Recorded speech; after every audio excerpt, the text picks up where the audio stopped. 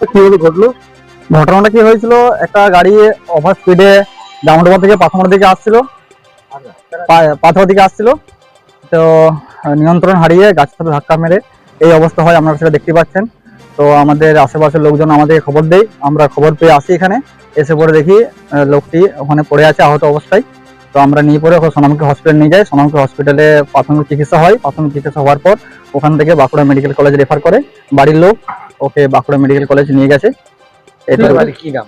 কোথায় বাড়ি কি নাম সেটুকু জানা নেই, যেটুকু আমার মনে আছে আর আত্মীয় স্বজনরা বলছিল পাটাল সাইডে বাড়ি। তো গ্রামের নামটি এই পর্যন্ত আমার মনে নেই। গ্রামের নামটি কি?